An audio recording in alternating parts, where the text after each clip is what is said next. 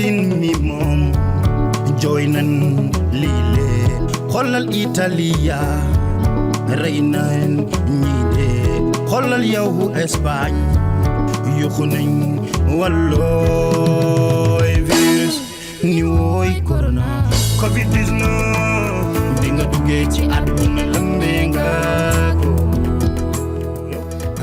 Voilà, mademoiselle et monsieur, bonsoir.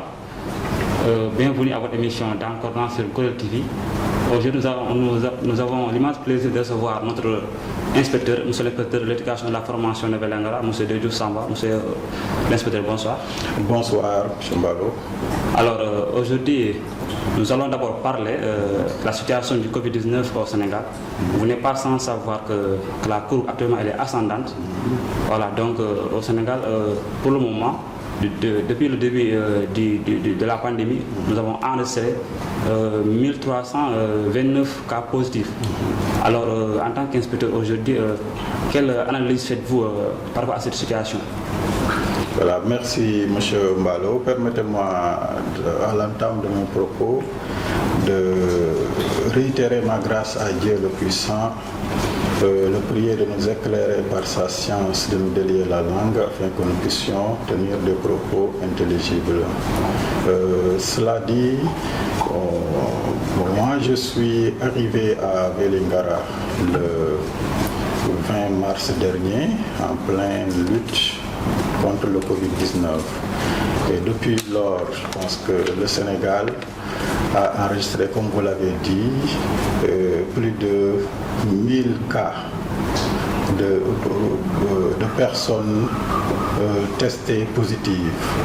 Cela veut dire que la courbe est ascendante et ce qui inquiète le plus, c'est surtout les cas communautaires qui font que les autorités ont pris un certain nombre de décisions pour protéger la population. Et en ce qui nous concerne, nous, dans le secteur de l'éducation, les élèves, les vacances que le chef de l'État a accordées aux élèves pour qu'ils puissent rester à la maison et éviter d'être vecteurs de propagation de la maladie. Donc c'est une situation qui est inquiétante, mais qui peut être maîtrisée. Les autorités sanitaires sont sur le pied d'œuvre pour maîtriser cette pandémie qui, quoi qu'on puisse dire quand même, n'a pas fait encore dans le pays autant de dégâts que dans les autres pays du monde. Alors,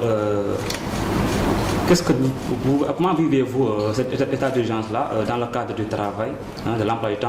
En fait, l'état d'urgence a déjà limité les déplacements des populations. Pour prendre mon propre exemple, moi j'ai ma famille qui est à Dakar. Depuis que je suis là, je ne peux pas retourner pour voir ma famille. Donc, et je ne suis pas seul dans cette situation. Cela veut dire que c'est une situation d'exception qui appelle des mesures exceptionnelles. Et nous devons nous plier à ces mesures-là pour aider l'autorité suprême, qui peut être le chef de l'État, à maîtriser ce mal pour essayer de le juguler. Et l'éducation, effectivement, est impactée parce que il n'y a plus de cours, les élèves sont à la maison. Au niveau du service, puisque c'est une situation de vacances, nous sommes obligés de réduire le service au minimum au lieu que tout le monde vienne en même temps. Nous élaborons un planning de permanence, c'est-à-dire un groupe vient par semaine pour expédier les affaires courantes, mais en ce qui concerne l'IF et les inspecteurs, ceux qui sont là sont en permanence ici. Mais les autres agents, on essaie de alléger la tâche pour qu'ils puissent venir à tour de rôle, pour que nous puissions suivre les affaires courantes. Effectivement, pour parler de l'éducation, le ministre de l'Éducation a exprimé sa volonté de faire reprendre les cours à partir du 2 juin prochain pour les classes d'examen. Ne pensez-vous pas que c'est un peu précipité vu que la maladie est toujours là? Et ça n'évolue pas. Oui, bon, il faut préciser que c'est une décision du gouvernement. Hein? Alors, effectivement, nous venons de faire 2 mois avec cette maladie. Alors, les écoles ont vaqué depuis le mois de mars et le mois d'avril. Le mois de mai aussi, les écoles ont vaqué. Et vous comprendrez l'inquiétude des autorités. Parce qu'actuellement, si on analyse à travers le monde, tous les pays sont en train d'examiner la possibilité du déconfinement, voir comment faire pour que l'année ne soit pas perdue. Parce que, en fait, nous vivons dans des systèmes éducatifs actuellement interconnectés. Aucun pays ne peut se payer le luxe de subir une année blanche. Et les autorités sanitaires qui suivent la question et les autorités académiques qui sont les conseillers du ministère de l'Éducation et du président de la République, alors quand ils donnent des possibilités, des voies qu'on peut suivre pour permettre aux élèves qui sont dans les classes d'examen d'apprendre ce qu'ils doivent apprendre et de subir leurs examens, je pense qu'il n'y a pas de mal à ça. Moi, je pense que si l'autorité pense que le 2 juin, on pourrait entamer une reprise progressive en commençant par les classes d'examen, je pense que cela est possible. Vous avez parlé de sauver l'année, de pas avoir l'année blanche, mais aussi il y a des vies aussi il y a des vies qui sont à protéger, par exemple les enfants. Mais bien sûr, mais quand l'autorité annonce cela, c'est pour qu'on examine d'ici là si ce sera effectivement possible. S'il n'y a pas de situation exceptionnelle, d'imprévu qui interdit cela, bon, je pense qu'on pourra y aller. Mais je suis sûr que le président de la République, qui de lui-même a pris la décision de mettre les élèves en vacances, c'est pour les mettre à l'abri de la maladie. Je pense que lui-même, si la situation, les conseils des autorités sanitaires ne lui permettent pas de reprendre les enseignements ce 2-là, je pense qu'il prendra les décisions idoines pour que les élèves ne soient pas mis en danger. Parce que le souci est que est-ce que l'État va mettre les moyens nécessaires pour accompagner les parents et les enfants?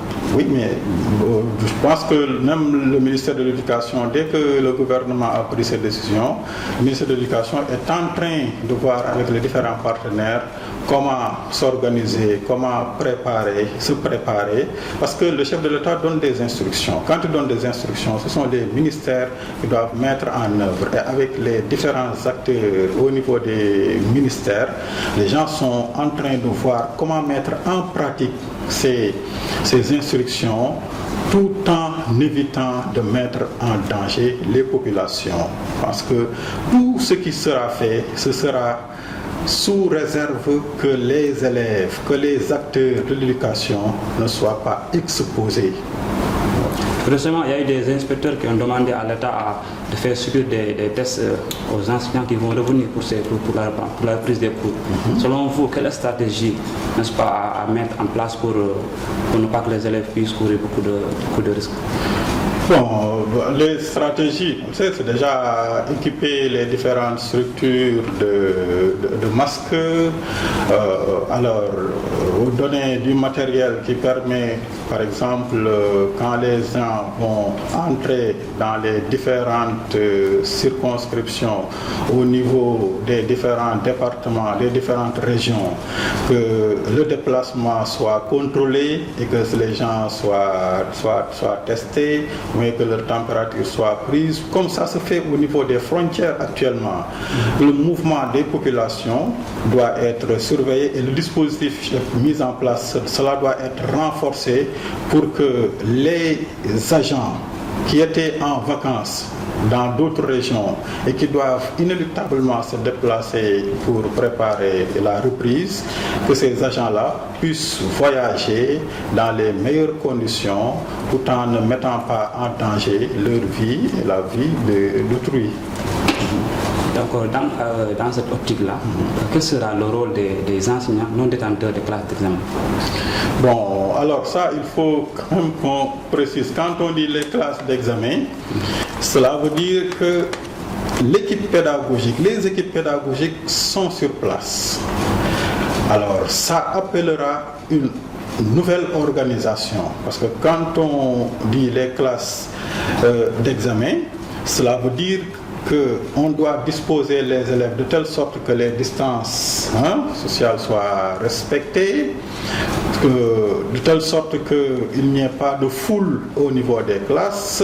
Donc cela nécessite une nouvelle forme d'organisation. Et c'est en ce moment-là qu'on va mesurer à sa juste valeur la notion d'équipe pédagogique. C'est l'équipe qui doit s'organiser pour que les élèves des classes d'examen puissent être distribués s'il le faut dans différentes classes et gérés par les différents enseignants qui seront là. Justement, au niveau de cette distanciation-là, vous n'êtes pas sans savoir qu'il y a des écoles où il y a des effectifs pléthoriques. Oui. Est-ce que cette distanciation-là sera en tout cas respectée? Oui, mais quand on dit les effectifs sont pléthoriques, c'est pourquoi on tient compte de cela. Quand on commence avec les classes d'examen, les autres classes ne sont pas encore là. Alors ces classes d'examen, comme on fait avec les examens, les élèves sont distribués dans d'autres classes. Et les autres maîtres viennent pour appuyer le maître titulaire de la classe pour que les élèves dans des salles vraiment distinctes puissent être gérés par toute l'équipe pédagogique pour que les enseignements puissent continuer. C'est ça. Voilà, donc vous venez de sortir dans une réunion avec le comité de suivi de Jordan Djangen. Donc qu'est-ce que vous avez retenu au sortir de cette réunion-là? Oui, voilà, vous me permettrez de rappeler d'abord le contexte d'émergence de ce concept. Moi je suis venu le 20 mars. Donc c'était en pleine lutte du Covid-19 et nous avons pensé que nous avions l'obligation morale, même professionnelle, de nous impliquer dans la lutte. C'est pourquoi nous avons d'abord initié un appel à contribution en demandant aux enseignants qui ont répondu massivement une contribution symbolique de 1000 francs minimal pour appuyer le comité départemental de gestion des épidémies. Et cet appel à contribution a produit vraiment une moisson de 1,062 francs que la communauté éducative de Vélingara a mis à la disposition du préfet, qui se trouve être le président du comité départemental de gestion du conflit. Ça vous permettrait de réitérer mes remerciements à la communauté éducative, à tous les enseignants, tous cycles confondus, du préscolaire au moins secondaire, en passant par la formation professionnelle. Alors tous ces enseignants-là ont mis la main à la poche pour réussir cette belle contribution. Et parallèlement à ça, nous avons initié dans la continuité des stratégies développées par le niveau central, sur la continuité pédagogique, nous avons initié un plan Jordan Djangen. Parce que n'oublions pas que l'État, le ministère de l'Éducation nationale, a initié beaucoup de stratégies pour aider les élèves, même s'ils restent à la maison, à continuer d'apprendre. Je veux évoquer tout simplement l'initiative Télé-École. Je veux nommer aussi les ressources pédagogiques qui sont mises en ligne à travers le CIMEN par Internet. Donc un élève actuellement peut rester à la maison s'il dispose de l'Internet, s'il dispose d'un ordinateur et apprendre. Un élève peut rester à la maison s'il dispose d'un poste téléviseur et apprendre. Mais nous qui sommes dans une zone frontalière où il y a des villages qui ne disposent ni d'électricité ni d'internet, nous avons pensé dans le prolongement de ces initiatives initier un plan Jordan Djangen.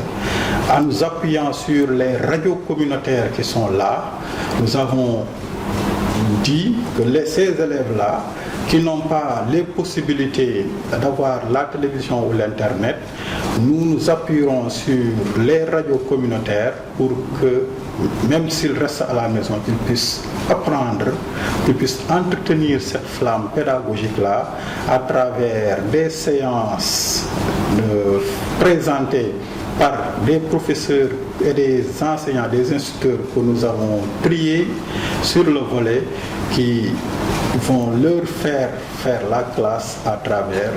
Et nous avons fait une première phase de cette émission synchronisée par les 4 radios que sont les radios Vélingara FM, Théoudou FM,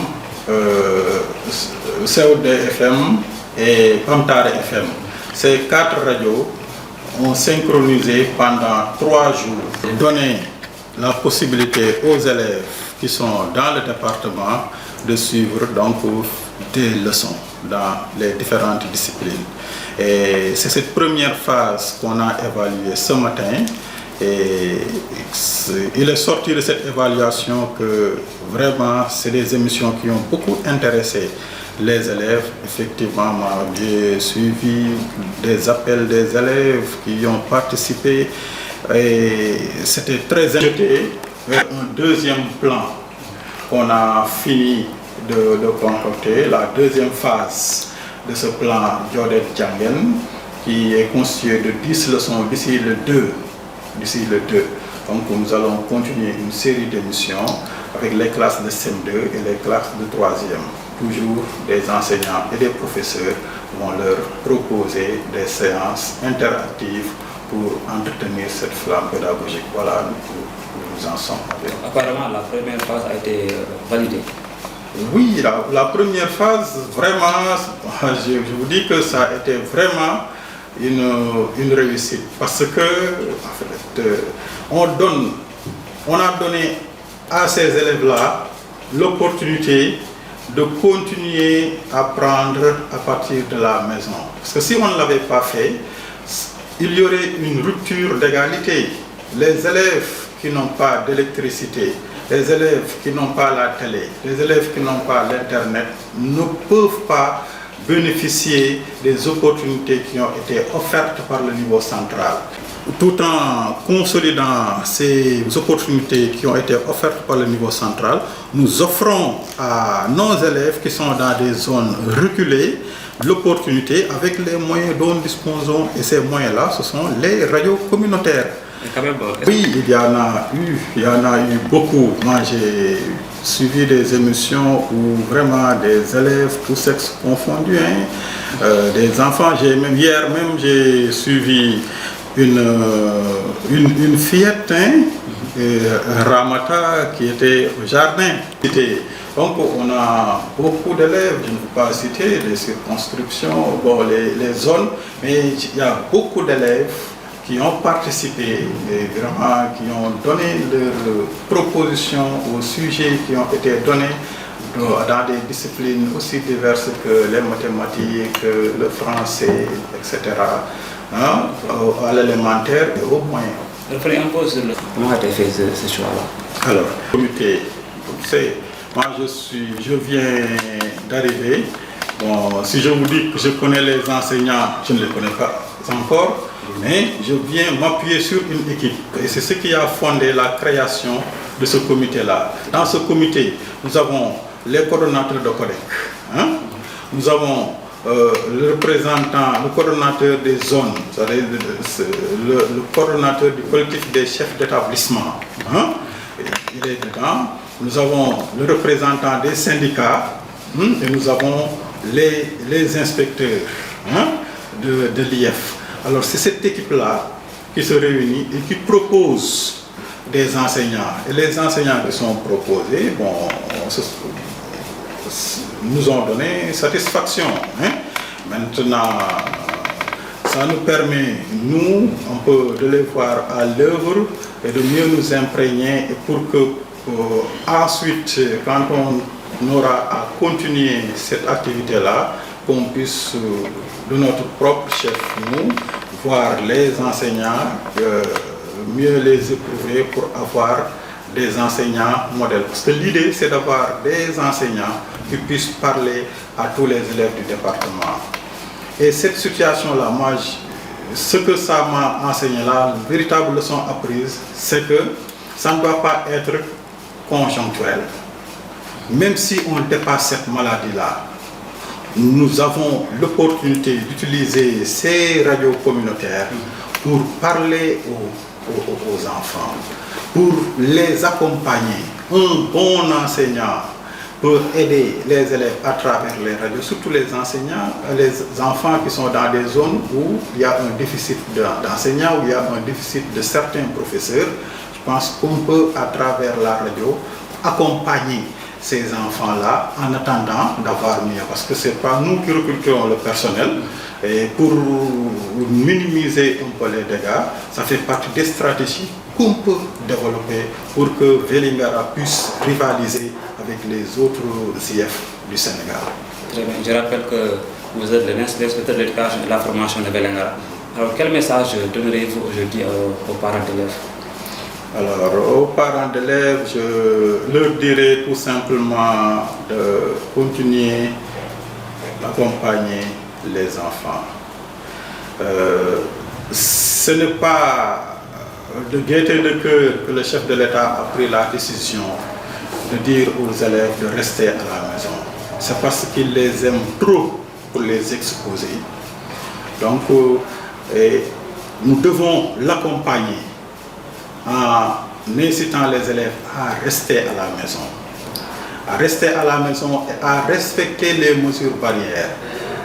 En leur apprenant à se laver quand ils sortent de la maison, à se laver avec de l'eau et du savon, à porter le masque. Toutes ces instructions qui sont données par les autorités sanitaires, nous devons aider les enfants à les respecter. Mais tout en restant à la maison, il faut qu'ils les incitent aussi à continuer à apprendre. Et ce concept de Jordan Djangen, à travers les radios communautaires, peut bien les aider. Donc au moment des émissions, la planification est partagée, disponible au niveau des collègues, au niveau des collectivités territoriales. Je pense que tous les parents doivent suivre ce planning. C'est 3 jours dans la semaine, les jeudis, les lundis et les samedis. Donc pendant le mois de Ramadan, c'est de 10h30 à 12h. Et après le Ramadan, ce sera de 16h à 18h. Donc pour ces 3 jours-là. Donc je les invite vraiment à accompagner les enfants pour qu'ils puissent continuer d'apprendre, pour que quand on aura dépassé cette phase-là, ils reviennent avec un esprit frais et dispo à l'école. Merci inspecteur, nous sommes au terme de notre émission. Votre dernier mot? Alors mon dernier mot, c'est de remercier vraiment les populations de Vélingara, surtout les enseignants. Je leur réitère mes remerciements. Je leur dis que le message qu'ils ont lancé à la population, c'est qu'ils sont à l'avant-garde. Ils peuvent donner beaucoup à la nation qui leur a beaucoup donné.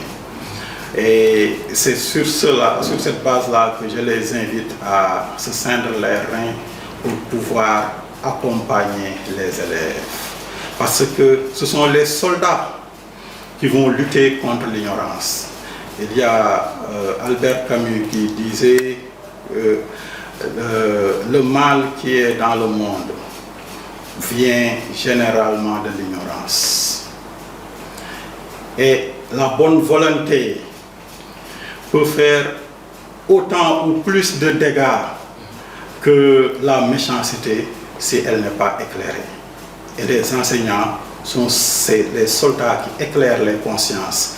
Ils doivent être conscients de ce rôle, mesurer la plénitude de cette mission et se battre pour que l'ignorance puisse dégager à jamais. Merci, monsieur l'inspecteur. Merci beaucoup. Mesdames et messieurs, nous sommes au terme de notre émission. Merci de nous avoir restés fidèles. Je vous donne rendez-vous à la prochaine pour un autre numéro dans Corona.